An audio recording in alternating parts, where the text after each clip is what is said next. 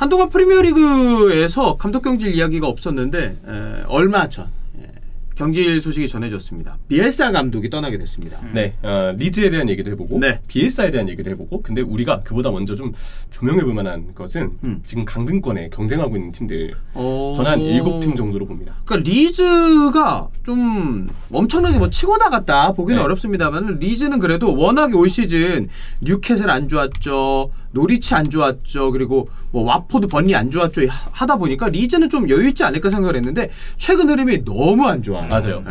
그리고 제가 이제 말씀드리면 이 팀도 강등권인가라고 생각하시는 팀들도 있을 수 있어요. 그래요. 그 팀들까지 말씀을 드릴 텐데 그렇다면 그 7팀 정도 경쟁한다 볼 수 있는 이 프리미어리그 순위표에서 어느 팀이 지금 강등권에서 가장 행보가 좋고 어느 팀이 가장 나쁜지 이걸 보면서 리즈의 심각성을 다뤄보겠습니다. 한번 보죠. 자, 리즈 일단 리그 16이고요. 5승 8무 13패. 골득실이 충격적입니다. 29득점에 60실점. 아니 지금 실점이 너무 많아. 아니 최다 실점 팀이에요. 예, 리즈 맞아요. 유나이티드가. 예. 맞아요. 60실점. 노리치가 55실점이거든요. 그러니까 최근 경기 기억나는 것만 생각해도 리버풀한테 6골 먹었죠. 6골. 토트넘한테 네, 4골. 골. 그리고 맨유한테도 4골 먹었잖아요. 네, 맞아요. 리즈가 빅6 팀 상대로 올 시즌 승리가 없고요. 예. 아스날한테도 그때 대량 실점했잖아요. 네네. 그때 형님들 그 라면 끓여 드신 게 그 경기로 알고 있는데 아무튼 그런 것처럼 리즈 유나이티드가 굉장히 좀 어려운 상황에 봉착해 있다. 승점은 23점입니다. 18위 번니와 2점 차, 네. 19위 와포드와 4점 차. 자, 꼴찌 노리치와 6점 차밖에 나지 않습니다. 이런 걸 보면 리즈가 진짜 상황이 안 좋구나라는 부분을 알 수 있고요. 지금 강등권에 묶일 만한 팀들은 네. 저는 14위 뉴캐슬부터 브랜트포드, 리즈, 에버튼, 번니, 와포드, 노리치 이렇게 7팀을 꼽고 싶습니다. 이 7팀에 최근 5경기 결과를 정리하면 어느 팀이 제일 좋느냐? 근데 놀랍게도 뉴캐슬이 지금 아니 와. 야 뉴캐슬 왜 이렇게 갑자기 승리가 많아졌냐? 엄청 많아요. 해외 축구 이런 순위 같은 거 뭐라 그래야 돼? 정리되어 있는 사이트 보면요. 패배는 빨간색, 승리는 녹색으로 이렇게 표시를 해가지고 네. 1위부터 20위까지 쭉 보면은 대충 요즘 흐름이 어떤 팀인지 이 색깔로 좀 구분이 되거든요. 뉴캐슬은 네. 상위권 팀이에요. 물론 이제 흐름으론. 뭐 이제 위에 저희가 세트 띄워드리고 있겠지만 저희도 지금 같이 보고 있거든요. 네. 이 순위 그거를. 그래서 쭉 놓고 보면은 뉴캐슬이 지금 4승 1무네. 맞아요. 그래서 5경기 4승 1무. 최근 5경기 봤을 때 4위권 경쟁하는 팀들보다 더 좋아요. 토트넘은 최근 5경기 2승 3패예요. 네. 울버햄튼도 보면은 2승 3패야. 그래. 그리고 최근에 소튼 좋다 하잖아요. 네. 소튼 3승 2무거든요. 그러니까 그래. 소튼보다 더 좋은 팀이 최근 흐름이 뉴캐슬이에요. 자, 그리고 대망의 1위 팀 맨시티마저도 토트넘에게 졌기 때문에 맞네. 지금 5경기 3승 1무 1패예요. 야 리버풀 오전 전승 뭐냐? 리버풀은 요즘 잘하고 있죠. 그러니까 리버풀 다음으로 지금 5경기 결과가 좋은 팀이 뉴캐슬이에요. 그러네. 그러니까 순위가 어느샌가 14위로 쭉 올라간 거죠. 자, 그리고 번니 2승 2무 1패로 2위입니다. 번니도 반등을 해서요. 나쁘지 않아. 그러니까 강등권 팀이라는 걸 생각했을 때 2승을 거뒀다 5경기에서 오, 잘하고 있는 거죠. 번리도 뭐 토트넘 잡았으니까. 그렇죠. 자, 그리고 와포드 1승 1무 3패로 3위고요. 와포드까지는 양호한 것 같습니다. 근데 자, 노리치도 공동 3위. 1승 1무 3패. 마찬가지로 와포드 노리치가 3위고 에버튼이 이 팀들보다도 성적이 안 좋아요. 야, 에버튼이 네. 그러면서 이제 거의 강등권까지 바로 와가지고 17위죠. 직전 경기가 좀 아쉬웠죠. 잘 맨시티랑. 버티다 네, 마지막에 맨시티죠. 먹혔으니까. 잘했는데. 5위 에버튼 1승 4패. 5경기 3점 획득하는 데 그쳤고요. 가장 성적이 안 좋은 팀. 리즈. 일단 리즈 앞서서 브랜트포드 먼저 얘기해요. 브랜트포드 1무 4패 1점이고요. 너무 안 좋은데요? 브랜트포드가 전반기 때 그 반등 좀 분위기를 아예 이어가지 못하고 네, 지금 힘 많이 빠졌어요. 수비진의 줄부상도 줄부상인데 전술이 익혔어요 제가 볼 때. 그리고 결국 어쩔 수 없는 멤버의 한계. 그리고 당연히 여기에 또 지금 추가적인 어떤 부상의 공백. 아이반 토니 같은 선수도 뭐 종아리 부상 당하고 이러고 있거든요. 그리고 요즘. 다비드라야 공백도 좀 길었고. 그쵸. 물론 그쵸. 요즘에 돌아왔습니다. 예. 그런 거 보면 이제 브랜트포드의 그 부상 여파도 당연히 있다. 자, 리즈 1무 4패. 굉장히 심각한. 그래서 지금 7팀 강등권으로 봤을 때 브랜트포드 리즈가 여전히 순위권은 그래도 강등권에 속해 있지 않지만 막상 강등권에 속해 있는 팀들보다 분위기가 더 안 좋습니다. 빨리 분위기 반등을 해야 되고. 웃긴 건 지금 저희가 순위표 띄워놓고 보고 네. 있잖아요. 레스터가 23경기 치르고 27점인데 레스터 2무 3패네. 최근 5경기. 여기도 네. 심각하네. 와, 레스터도 언제 또 13위까지 내려왔냐? 그나마 레스터가 경기 수가 굉장히 적어서 맞아요. 그나마 우리가 아직 그게 강등권으로 다행이지. 포함하기에는 조금 그쵸. 예. 그래 아직은 양호하다. 네. 근데 어느샌가 이 팀도 내려올지 모른다는 점은 염려가 됩니다. 네. 자, 리즈 최근 4연패입니다. 그냥 단순히 1무4패가 아니고요. 그냥 최근 4연패예요. 그냥 쭈르륵 졌다는 얘기죠. 4연패 17실점, 에버튼전 0대3 패배, 맨유전 2대4 패배, 리버풀전 0대6 패배, 토트넘전 0대4 패배였습니다. 최근 5경기로 범인을 넓히면 20실점인데 5경기 모두 3실점 이상 허용했어요. 자, 그리고 이 리즈 팬들이 결국 불만을 가지게 되는 부분이 이 5경기 매 경기 30점 이상 허용할 때 비엘사 감독이 전술을 바꾸지 않았습니다. 맞아요. 똑같이 전술 기조를 유지하고 있었고 그 특유의 아이스박스에 이렇게 앉아있는 그 모습 있죠. 그리고 가끔 쭈그려 앉는 모습까지. 그리고 가끔 거기 아이스 커피 올려져 있으면 그 위에 근데 그거 아이스 커피예요? 뜨거운 커피예요? 물론 아이스 커피라는 얘기가 그러니까. 있어. 아, 그래요? 궁금해서. 그러면 그나마 다행입니다. 안전을 봤을 때. 근데 어쨌든 그 커피까지 깔고 앉는 비엘사 감독 그 스타일처럼 요즘에 좀 안타깝기도 했어요. 왜냐 비엘사 감독이 물론 요즘에 너무 부진하긴 했지만 리즈를 프리미어리그로 올린 장본인 아닙니까? 그렇지. 그럼요. 네. 우리가 그리고 비엘사라는 어떤 그 감독이 가지고 있는 전술적인 신념, 스타일이 굉장히 매력적이라는 얘기를 많이 했었고요. 초반에는 센세이션했어요. 네. 리즈가 압박 축구가. 네. 그래서 그런 거 보면은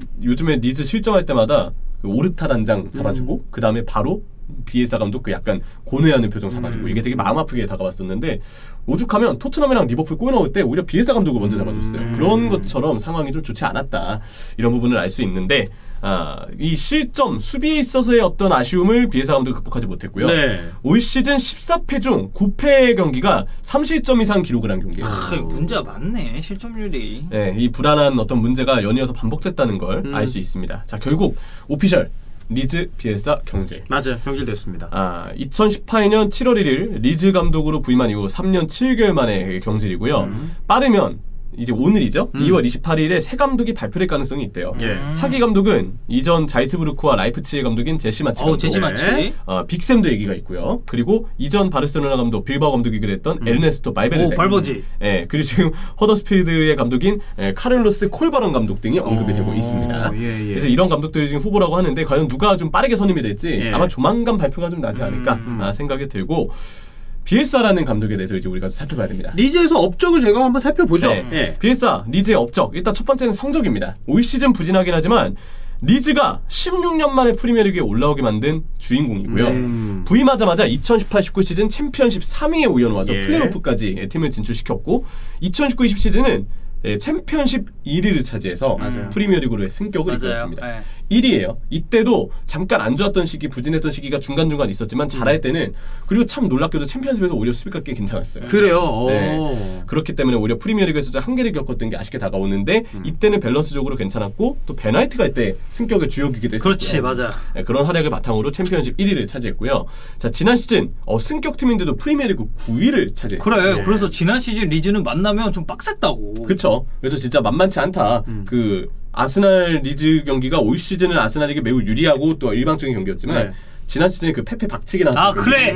맞아. 네. 근데 그 경기 결과가 그 경기 좀 기억이 나진 않는데 어쨌든 빅식스 팀 만나도 리즈가 깐깐했던 기억이 있어요. 왜냐면 리버풀도 개막전에서 리즈 만났을 때 한 골차 승리하고 그랬거든요. 그러니까 최근 소튼이 보여주는 강팀 상대로 그런 강한 압박이랑 이런 뭔가 소튼 좀 만만치 않다라는 느낌을 지난 시즌은 리즈가 좀 보여줬었죠. 그렇죠. 네. 그래서 이런 부분에서 성적이 일단 비엘사 감독 부임하고 좋았다. 그리고 비엘사는 리즈만의 스타일을 확립했습니다.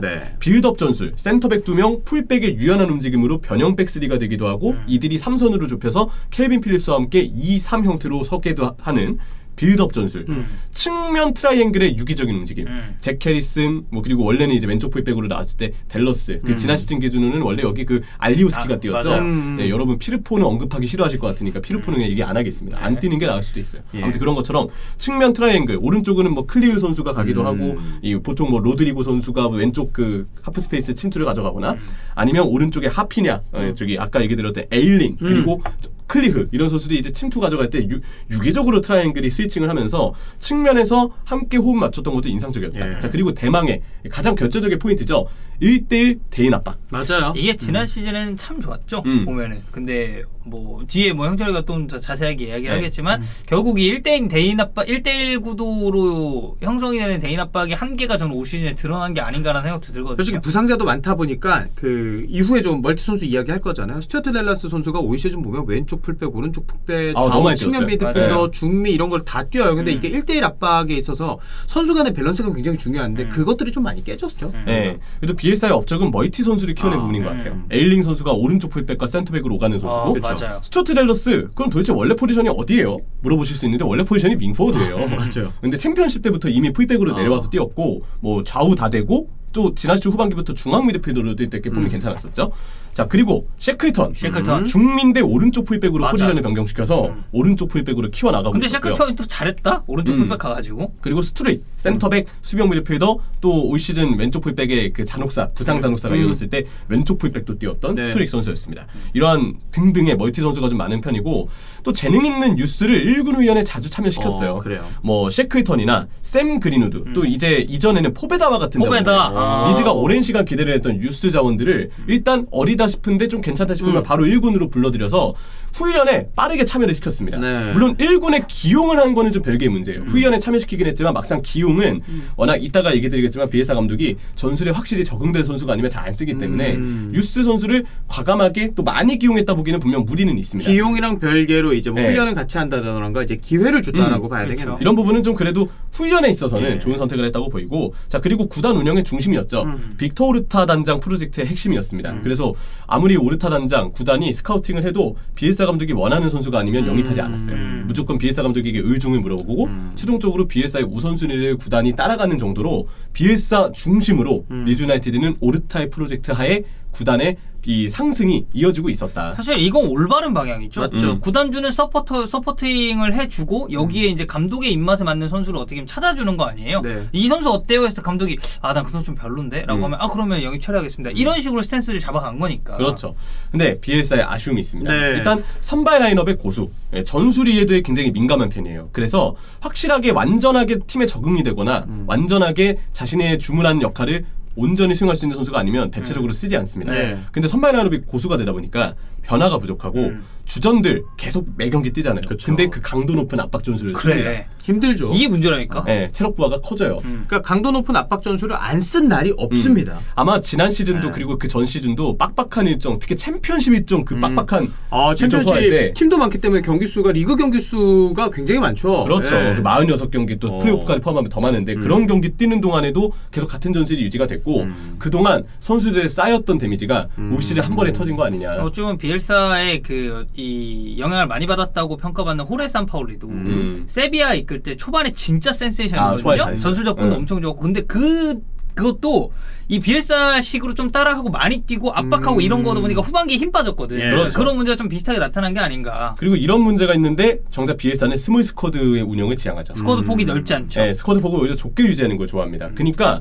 오히려 적은 선수단의 운영을 선호하니까 변화 수단이 부족하다고 볼 수 있고요. 그러니까 그러다 보니까 멀티 자원이 네. 어쩔 수 없이 많아진 것도 있어요. 그래서 어쩔 수 없이 서브에 대부분 유스 자원들이 포함이 되어 있어요. 근데 그러면 주전들 부상으로 빠졌을 때 대체 퀄리티가 대체적으로 부족한 것이고 유스들한테도 사실 좋은 상황은 아닐 수 네. 있는 거죠. 그렇기 때문에 스몰 스쿼드의 운영도 비엘사한테는 이게 좀 단점이었다. 게다가 리즈는 결국 아까 얘기 드린 것처럼 올 시즌 부상이 너무 많았기 때문에 이 스몰 스쿼드의 타격을 제대로 받았습니다. 자 그리고 플랜 B의 부족. 예. 이러한 문제점이 있는데 막상 압박 전술 이외의 플랜 B를 지금과 같은 상황에서도 꺼내지 않았어요. 팀이 압박을 하지 못할 때 위기에 몰릴 때도 계속 강도 높은 압박 유스가 되고 나왔는데도 라인을 올리는 전술 예. 이게 결국 대량 실점으로 올 시즌 이어졌다고 볼 수 있고요. 결국 비에사 전술이 다 간파당했죠. 네. 상대 센터백이 원톱으로만 압박을 하는 리즈의 스타일을 다 간파하고 마틱과 같은 선수들이 올라가서 미드필더 수적 싸움에 도움을 주기도 하고 상대 공미의 수비형 미드필더를 당기는 움직임. 예. 공미가 좌우로 빠져서 케빈 필립스나 아니면 이 자리에 서는 뭐 클리르 아니면 뭐 포슈아 같은 선수들을 잡아당기면 바로 리즈는 수비하고 미드필더 간격이 매우 벌어져요. 그리고 뒷공간과 같은 약점들 이런 부분들이 그대로 뚫리면서 1대1 대인 압박은 선수를 따라가기 때문에 공격수가 위치 바꾸면은 쫓아가다가 선수 놓치고 뚫려요. 이런 약점들이 그대로 들켰다. 네. 그래서 결국 비엘사 감독은 성적 부진으로 올 시즌을 경지를 면치 못했습니다. 네. 뭐 어쨌든 비엘사 등장했을 때는 물론 이제 그 등장은 한참 전이지만 네. 이 프리미어리그 무대에 올라왔을 때는 야 리즈가 올라왔는데 그 팀의 감독이 비엘사다. 이것만으로도 이슈를 엄청나게 끌었었고 맞아요. 이 리즈 시절이라는 단어를 또 창조하는 팀이잖아요. 그러다 보니까 이 리즈에 대해서 관심 있게 보시는 분들도 많았는데 올 시즌은 정말 부진을 면치 못했죠. 그렇죠. 이런 뭐 저희가 앞서서 언급했었던 그런 이유 때문에. 그래서 리즈도 지금 비상등이 켜졌어요. 네. 강등권 싸움에 들어 있고요. 자 이제 새 감독이 누가 오느냐 이게 가장 중요한 포인트가 됐습니다. 그때 저희가 또 소식 한번 네. 또 다뤄드리도록 하겠습니다.